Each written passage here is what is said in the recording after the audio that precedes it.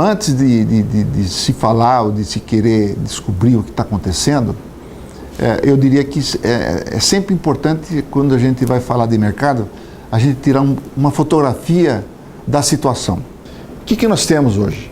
Nós temos, eu diria, um desequilíbrio muito grande entre oferta e demanda de madeira.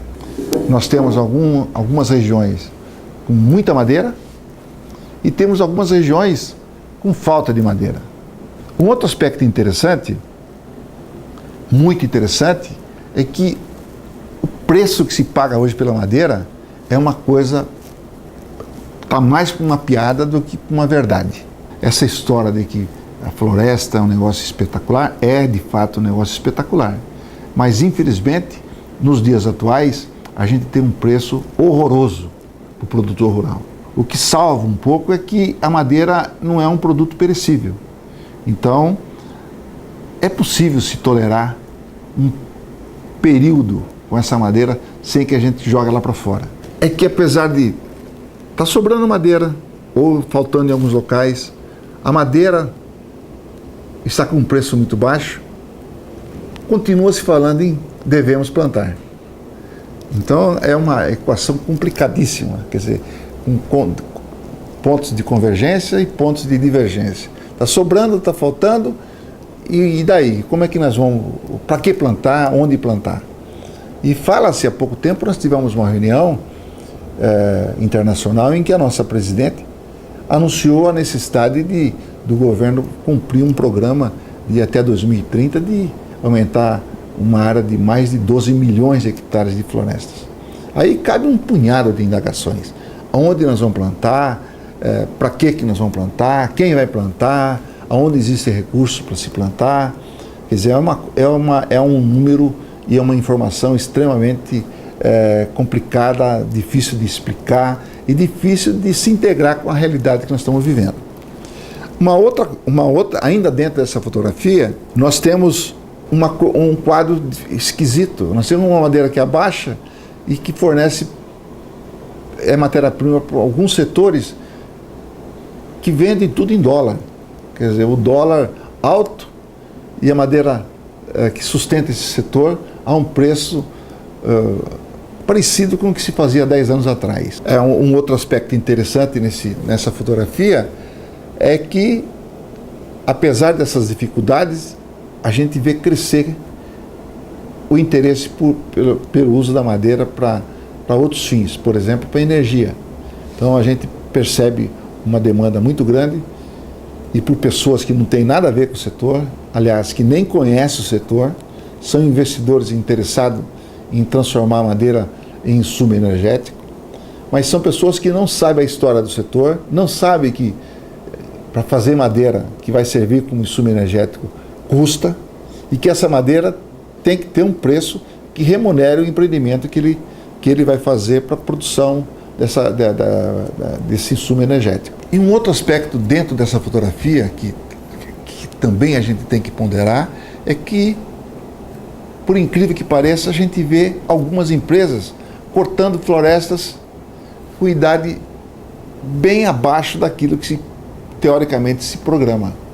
Então, quando se fala em corte com 7 anos, 6 anos, 7 anos, a gente tem informação de muitas empresas cortando florestas com 4 anos e meio, 5 anos. Milagre. Um outro aspecto interessante que eu gostaria de abordar com vocês diz respeito à expectativa que o produtor rural tem com respeito à floresta. É muito comum, de repente você encontra um produtor rural e vem logo a pergunta: eu quero fazer floresta, eu ouço dizer que é um negócio espetacular e eu quero plantar. E esse é um produtor, eu diria assim, um produtor que está naquela fase de especulação e de entender o que é floresta. Mas tem aqueles produtores que já saíram fazendo floresta, antes de perguntar, antes de querer saber alguma coisa a respeito de floresta, já saiu plantando floresta. E daí misturam-se então aqueles preocupados e que vão fazer coisa certa, com aqueles que se atrevem a fazer, achando que sabe alguma coisa em termos de floresta, e fazem um punhado de porcaria. Então eu diria que, em regra geral, aquele camarada que quer fazer floresta, ele tem que se preocupar com algumas coisas básicas. Primeira de todas é com o mercado. Ele precisa ter certeza absoluta de que ele está plantando numa região em que existe mercado. Se ele estiver fazendo uma área enorme, onde ele tem a condição de levar uma indústria depois, é uma coisa. Mas isso é um empreendimento de 50, 60, 70 mil hectares. Mas se você é um pequeno e médio produtor, fazendo 300, 250 hectares de floresta, não se iluda. Não vá para locais onde não existe consumo, onde está se prevendo um consumo futuro, você pode ficar chupando o dedo. Então, se você é um pequeno produtor, fique perto do mercado. Fique perto do mercado e fique perto de quem compra bem. Porque se você for perto do mercado, onde já existe uma saturação de madeira, de oferta, você vai ter que vender essa madeira por R$500. Então, vá para onde você tem consumidor que pague com aquele valor que realmente a madeira merece. Então, se você quer plantar, se você é interessado em fazer floresta, primeira preocupação, veja bem o mercado. Faça, especule, veja o comportamento de quem está vendendo madeira, veja o comportamento de quem está comprando madeira. Não se iluda com o que vai ser no futuro. Tenha em mente aquilo que está acontecendo hoje também. A outra preocupação é o que plantar. É muito comum a gente ouvir um punhado de promessas. Espécie disso, espécie daquilo, espécie daqui, espécie dali, espécie que vale tanto, que vale não sei o quê, que dá para exportar. Não se iluda com os números que são colocados para a gente ouvir. É importante que você saiba escolher a espécie adequada, que te dê condição absoluta de fazer uma boa floresta, de produzir madeira e de poder vender. Então, a escolha da espécie é um outro aspecto muito importante. Não se iluda com os sonhos que se vendem.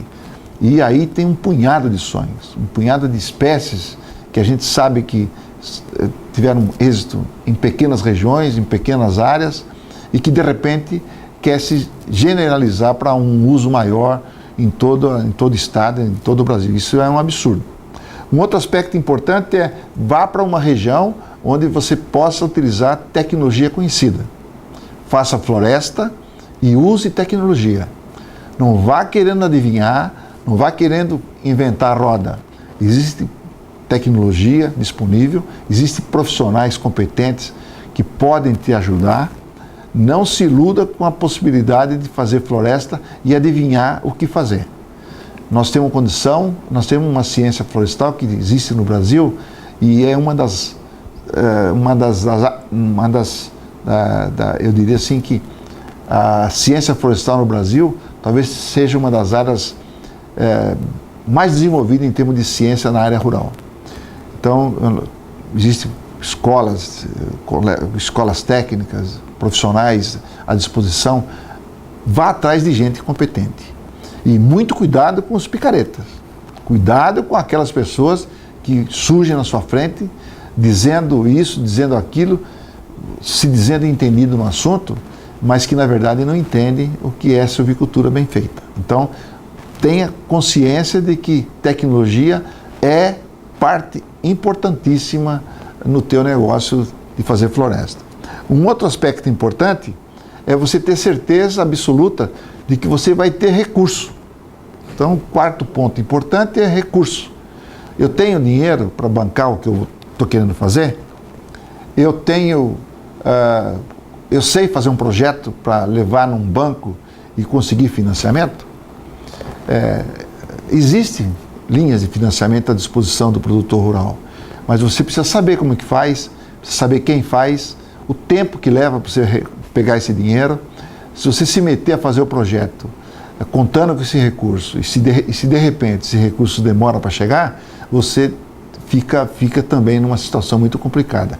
Então, vá atrás e tenha essa informação concreta. Um outro aspecto importante que você tem que levar em consideração é a destinação da sua terra. Se você vai ser produtor florestal, você tem a certeza absoluta de que você vai ficar a vida inteira produzindo floresta. Então, escolha bem a terra, escolha parte da sua terra que você quer fazer floresta e tenha consciência de que dificilmente você vai poder trocar aquela atividade florestal que você está fazendo lá na frente por alguma outra coisa. O custo que você vai ter para tirar essa floresta que você se arrependeu em fazer vai ser muito maior, às vezes, do que o que você pagaria por uma terra nova. Então, uma terra em que se faz floresta, o destino dela no futuro é manter essa floresta. Você tem que fazer de tudo para que você tenha naquela terra que você usou para a floresta alguma coisa produtiva. Então tem que cuidar, tem que manejar e tem que reformar a floresta, mas jamais você vai ter possibilidade de transformar aquilo numa área de agricultura.